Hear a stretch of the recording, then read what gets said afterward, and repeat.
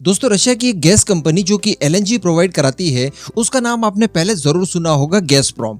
इसके साथ दरअसल भारत की गेल इंडिया लिमिटेड ने भी एक कॉन्ट्रैक्ट कर रखा था। गेल इंडिया लिमिटेड यानी गैस अथॉरिटी ऑफ इंडिया, ये भारत की सबसे बड़ी गैस कंपनी मानी जाती है।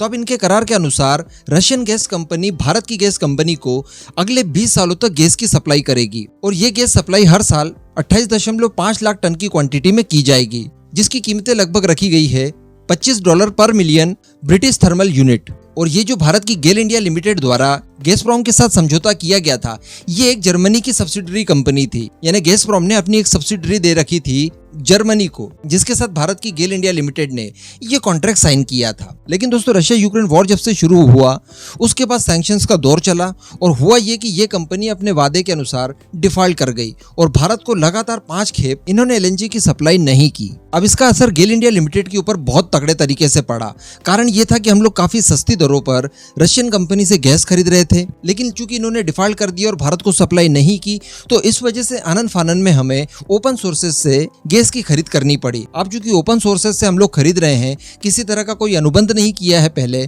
तो मुंह मांगी कीमतें हमें देनी पड़ी, जिसके लिए हम लोगों ने कम से कम 2 से 3 गुनी कीमत पे की। यानी जहां पर हमें $25 खर्च करने पड़ रहे थे पर मिलियन बीटीयू के लिए, तो वहीं पर हमने $40 खर्च किए पर मिलियन बीटीयू के लिए। तो अल्टीमेटली हमें तगड़ा नुकसान हुआ यहाँ पर। इसका असर भी देखने के लिए मिला और गेल इंडिया लिमिटेड का जो प्रॉफिट था उसमें 77% की गिरावट आ गई। अब ये स्थिति जनरेट इसलिए हुई क्योंकि रूस की तरफ से कुल 31 कंपनियों के ऊपर प्रतिबंध लगा दिए गए थे। यानी वो 31 कंपनियां जो कि यूरोप के अंदर गैस को डिस्ट्रीब्यूट कर रही थी, उनके ऊपर रशिया ने प्रतिबंध लगा दिए। अब ये रशियन कंपनी की ही सब्सिडरी थी जो कि जर्मनी के अंदर थी और वहां से फिर हमें गैस सप्लाई की जाती थी। इस वजह से इस कंपनी के पास गैस की सप्लाई यानी बंद हो गई, तो इसने भारत की सप्लाई भी रोक दी। अब इसको लेकर भारत ने काफी समय तक इंतजार किया कि गैसप्रॉम किसी तरह का कोई ना कोई सॉल्यूशन निकाल लेगी और किसी तरह का कोई प्लान बी इंट्रोड्यूस किया जाएगा, जिसके माध्यम से हमें गैस की सप्लाई दोबारा से शुरू कर दी जाएगी। और कुछ समय पहले ऐसी खबरें निकल कर आई भी थी कि गैसप्रॉम ने गेल इंडिया से कहा है, उन्हें आश्वासन दिया है कि जल्दी ही एलएनजी की सप्लाई आपको दोबारा से शुरू करवा दी जाएगी, जिसके लिए अन्य सोर्सेस की व्यवस्था इस समय की जा रही है। लेकिन काफी लंबे समय तक भारत ने जब इंतजार किया और गैसप्रॉम की तरफ से अपने किसी भी गारंटी को निभाया नहीं गया, तो अब बताया जा रहा है कि गेल इंडिया लिमिटेड द्वारा इस गैसप्रॉम कंपनी के ऊपर केस कर दिया गया है। जी हाँ, अब इसको लेकर गेल इंडिया के जो डायरेक्टर हैं एसके गुप्ता जी, उन्होंने कहा है कि एलएनजी की आपूर्ति न होने से जितना भी नुकसान हमें हुआ है उसकी भरपाई गैसप्रॉम करे।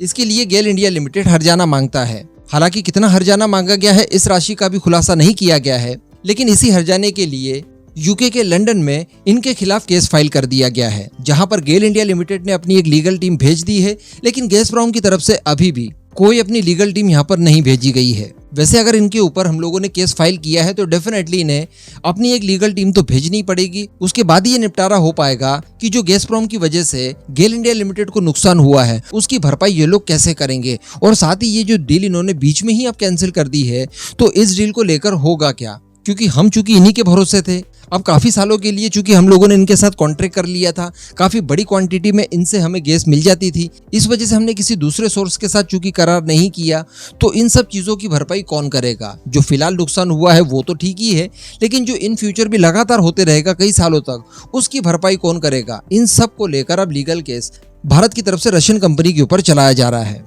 हालांकि यहाँ पर आप लोग सोच रहे होंगे कि इस लीगल केस के बाद क्या भारत और रशिया के बीच में किसी तरह की कोई रिलेशनशिप में खराबियां आ सकती है, तो ऐसा बिल्कुल नहीं है। दोनों देश समझ पा रहे हैं इस बात को। रशियन कंपनी भी मजबूर है और हम भी मजबूर है। हमने भी काफी महीनों तक वेट किया, 5 बार तो इन्होंने सप्लाई डिफॉल्ट कर दी। उसके बाद भी 2023 लगभग आधा खत्म हो चुका है, अभी तक हम लोग वेट कर रहे थे। तो काफी लंबे समय तक हम लोगों ने इंतजार किया, लेकिन अब कोई भी रिस्पांस चूंकि निकल कर नहीं आया और हमें जो नुकसान भारी भरकम स्तर पर हुआ है, इस वजह से हम भी यहाँ पर मजबूर थे और हम लोगों ने केस किया। तो अल्टीमेटली ये जो फ्रैक्शन देखने के लिए मिला है, ये 2 देशों की सरकारों के बीच नहीं बल्कि 2 देशों की कंपनियों के बीच में है। देखने वाली बात रहेगी कि आने वाले समय में इसको लेकर क्या सॉल्यूशन निकलता है। इस पूरे मुद्दे पर अब आपका जो भी मानना हो नीचे कमेंट करके जरूर बताइएगा।